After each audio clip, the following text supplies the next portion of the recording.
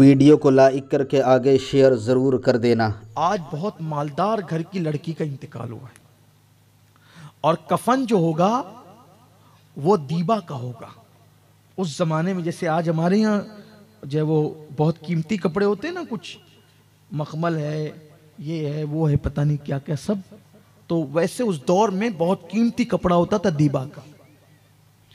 اس کا کفن دیبا کا ہے، اس کا مطلب بہت دنوں تک کا خرچہ نکلنا تھا۔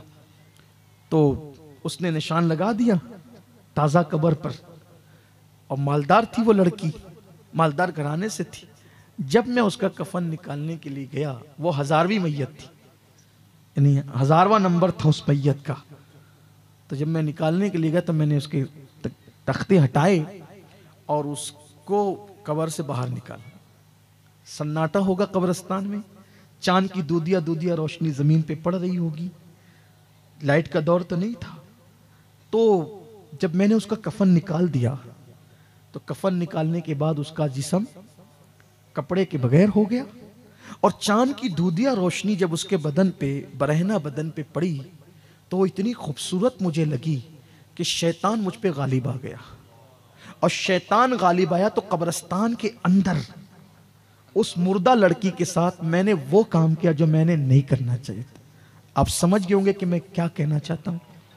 اس نے بدفعلی کی مردے کے ساتھ، مردہ لڑکی کے ساتھ۔ پھر اس نے کہا جب میں اس سے بدفعلی کر چکا، وہ لڑکی اٹھ کر کھڑی ہو گئی، زندہ ہو گئی، اور اس نے کہا اللہ تجھے تباہ کرے، کبھی اللہ تجھے معاف نہ کرے، تو نے مجھے گندا کر دیا، تو نے مجھے ناپاک کر دیا، کیا منہ لے کر اب میں ان مردوں کے درمیان، ان قبر والوں کے درمیان رہوں؟ اور پھر وہ غائب ہو، میں بھاگا، کفن چھوڑ کے بھاگا۔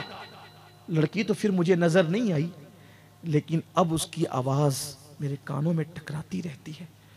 نہ کھا سکتا ہوں، نہ پی سکتا ہوں، نہ سو سکتا، سکون نہیں ہے، سکون، بے قراری اور بے چینی۔ آقا اب میں توبہ کرنا چاہتا ہوں، اللہ کی بارگاہ میں معافی مانگنا چاہتا ہوں۔ کہتے ہیں کہ جو جتنا بڑا علم والا ہوتا ہے اتنا زیادہ اللہ سے ڈرنے والا ہوتا ہے۔ تو حضور سے بڑا علم والا کوئی نہیں ہے اللہ کی مخلوق میں، تو اس لیے حضور جتنا اللہ سے ڈرتے ہیں، اللہ کے محبوب ہو کر حضور جتنا اللہ سے ڈرتے ہیں، کوئی اتنا اللہ سے نہیں ڈرتا جتنا حضور ڈرتے ہیں۔ تو جیسے اس نے کہا نا کہ مردہ لڑکی کے ساتھ ایسا ہوا، تو حضور پر اللہ کا خوف طاری ہو گیا، غلبہ، خوف کا غلبہ۔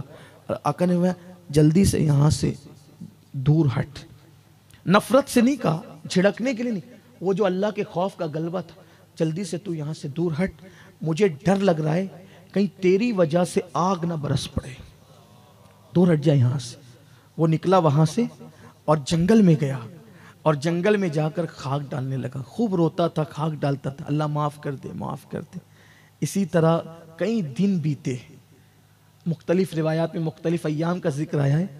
ایک دن وہ سر پہ خاک ڈال کے رو رہا تھا، اس کو اچانک حضور کا یہ جملہ یاد آ گیا، تیرا گناہ بڑا ہے یا اللہ کی رحمت؟ روتے ہوئے جب اس کو یاد آیا تو اس نے کہا اے اللہ، میں نے کتنا ہی بڑا گناہ کیا، لیکن میرا گناہ تیری رحمت سے بڑا تو نہیں ہے نا؟ اگر میرا گناہ تیری رحمت سے بڑا نہیں ہے تو مجھے معاف کر دے، اور اگر تیری رحمت سے بڑا میرا گناہ ہے تو پھر ایسا عذاب دے کہ وہ عذاب تو نے کسی کو نہیں دینا، نہ کسی کو دیا ہے، وہ عذاب دے دے مجھے اگر تیری رحمت سے بڑا ہے، اور اگر تیری رحمت سے بڑا نہیں ہے اور ہرگز نہیں ہے تو پھر مجھے معاف کر دے، اور اگر تو نے مجھے معاف کر دیا تو تیرے محبوب کو بتا دے کہ تو نے مجھے معاف کر دیا۔ ادھر اس کا یہ کہنا تھا روتے ہوئے، ادھر جبریل امین بارگاہ رسالت میں آئے، عرض کی یا رسول اللہ، وہ جو کفن چور تھا اللہ نے آپ کے صدقے میں اس کو بخش دیا، معاف کر دیا، اس کی توبہ قبول کر لی۔ میرے آقا نے کہا اس کی توبہ قبول ہو گئی؟ کہا حضور صرف اس کی نہیں ہوئی، بلکہ اللہ نے آپ کی امت کے لیے خصوصی تحفہ اور عطا کیا ہے، اگر اس سے بڑا بھی کوئی گنہگار ہوگا اور وہ اللہ کی بارگاہ میں سچی توبہ کرے گا تو اللہ تعالیٰ اس بندے کے ساتھ بھی وعدہ کرتا ہے کہ اللہ اس کو بھی بخش دے گا۔ اس مجمع میں کوئی ہوگا لیکن شاید اتنا بڑا گناہ کسی نے نہیں کیا ہے۔ آؤ میرے بھائیوں، آپ اپنے اللہ کو منا لیں، اپنے اللہ کو راضی کر لیں، سچی توبہ کر لیں، اپنے اللہ سے عہد کریں کہ اللہ آج کے بعد اب میں گناہ نہیں کروں گا، گناہ کے قریب نہیں جاؤں گا۔ اگر ایسا ہو گیا میں سمجھوں گا کہ میرا آنا بھی کامیاب، آپ کا بھی آنا کامیاب۔ اللہ ہم سب کو معاف کرے، ہم سب کی مغفرت فرمائے اور ہمیں آخرت کی تیاری کی توفیق عطا فرمائے۔